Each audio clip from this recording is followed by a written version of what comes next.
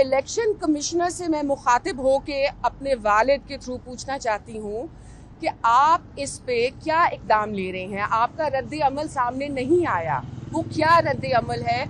आप कौम को और हम सबको आगाह करें इससे, ख़ास तौर पे शाह साहब को। अच्छा, आगे चलते हैं। EMS इलेक्ट्रॉनिक जो हमारा मैनेजमेंट सिस्टम है उसके बारे में गुफ्तगू करते हैं। 280 मिलियन रुपए खर्चे हैं इस EMS पे। और मज़े की बात सुनिए कि जो ROs हैं उनका खुद ही एतमाद नहीं है इस सिस्टम पे। ROs फरमा रहे हैं कि सर EMS फॉल्टी है और फॉल्टी बाय डिज़ाइन है, यानी कि किसी को लाना है। कौन है असल लाडला? ये सवाल है आप सबके लिए। जिनको लाना है, जिनके लिए EMS को भी कर दिया चेंज। ठीक है जी। क्या इससे पता चलता है कि इलेक्शंस ना फ्री हैं ना फेयर हैं। इलेक्शंस बस किसी तरफ जा रहे हैं, वो तो आज को ही पता चलेगा कि होता क्या है। उसके आगे फ्रीडम हाउस एक है ग्लोबल वॉचडॉग इलेक्शंस का। वो क्या फरमाते हैं? वो कहते हैं कि मीडिया के ऊपर इस कदर दबाव है, उनको हरासा किया जा रहा है, खौफ फैलाया जा रहा है, उनको रिपोर्टिंग नहीं करनी दी जा रही है, उनकी गिरफ्तारियां हो रही हैं। तो इस वजह से मीडिया ने अपने ऊपर ही सेंसरशिप करनी शुरू कर दी है।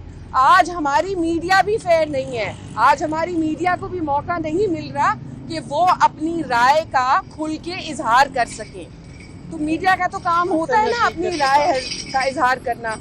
क्यों, आप लोग क्या समझते हैं? आपकी राय का इजहार होना चाहिए ना। आप मुझे बताएं, मीडिया के तो आप हैं। आगे चलते हैं। अच्छा, उसके बाद ह्यूमन राइट्स वॉच पे आते हैं। ह्यूमन राइट्स वॉच क्या कहती है? ह्यूमन राइट्स वॉच कहती है कि जर्नलिस्ट को थ्रेटन किया जा रहा है। ठीक है जी, जर्नलिस्ट के लिए मुश्किल पैदा की जा रही है इस कदर कि आज मीडिया ही अंडर अटैक आ गया है। तो मीडिया अपने आप को सेल्फ इम्पोज बैन लगा रहा है। भाई हमारे पीछे गुस्सा हो रहे हैं, तो हालात चाहे तब सही नहीं थे या अब सही नहीं थे, तो माजी की गलतियां आज की गलतियों को सही तो नहीं कर देती हैं ना। हमें वक्त से भी सीखना है और हमें तब्दीली भी लानी है, बेहतरी भी लानी है।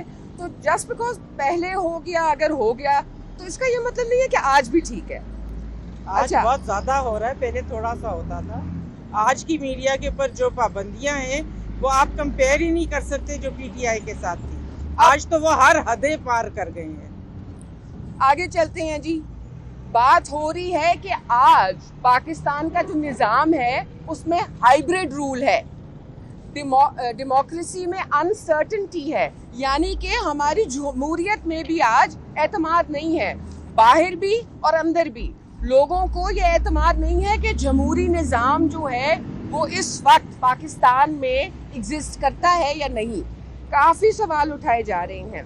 मज़ीद जो बात की जा रही है, जो कि इंतहाई इंटरेस्टिंग है, वो ये है कि जी रिजल्ट्स तो पहले से ही डिसाइड हो चुके हैं।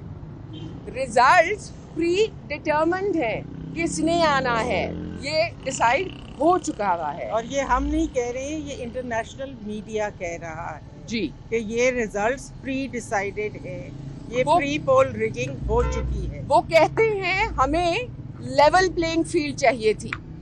आपको लेवल प्लेइंग फील्ड चाहिए थी, हमें तो फील्ड ही नहीं मिली। आपने क्या किया? खुद फील्ड ले ली, हमें सड़कें दे दी। तो मैं एक पैगाम अपनी तरफ से देना चाहती हूँ। आवाम जो है ना, फील्ड में नहीं मिलती, सड़क पे मिलती है, और हम आवाम के पास जा रहे हैं। अल्लाह करे आवाम जो है हमारा साथ दे, खान साहब का साथ दे, PTI का साथ दे और इनको कामयाब करे। क्योंकि ये जो ऑब्स्ट्रक्शन है ना, चाहे वो जस्टिस का निज़ाम हो, जमहूरियत का निज़ाम हो, मीडिया की फ्रीडम का हो, हर जगह ऑब्स्ट्रक्शंस हैं, हर जगह रास्ते में रुकावटें खड़ी कर दी हैं। उन रुकावटों को हटाना है मेरे भाई, चाहे माजी में थी चाहे आज है, ताकि कल ना हो। हमें कल की फिक्र है, जो माजी में हो गया उससे आगे चलें। कल की बात करें, आखिरी नुक्ता है जी डीलिमिटेशंस का। डीलिमिटेशंस हुई, कुछ यूसीज को उठा के इधर कर दिया, कुछ को उधर कर दिया। मेरे ख्याल में कौम काफ़ी समझदार है, उनको पता है ये क्यों किया गया है। इससे भी खासा नुकसान हो रहा है। जमहूरी तकाजे जो हैं वो पूरे नहीं हो रहे हैं। और मेरा मकसद सिर्फ यही था कि आज आपको इन थोड़ी सी बातों से आगाह कर दूं। बाकी जहां रहा सवाल आज की प्रोसीडिंग्स का, तो वो 13 तारीख तक मुलतवी कर दी हैं। और आज प्रोसिक्यूशन पेपर्स नहीं दिखा सकी। प्रोसिक्यूशन जो है, आज हमें पेपर्स भी नहीं मिले। वो प्रोसिक्यूशन ने जो कागजात लाने थे उन्होंने गवारा नहीं समझा उनको आज पेश करना, तो वो हमें नहीं मिल सके। मेरे वालिद साहब और खान साहब कोर्ट में मौजूद नहीं थे। सुबह जब वालिद साहब कोर्ट में मौजूद थे तो जज साहब नहीं थे।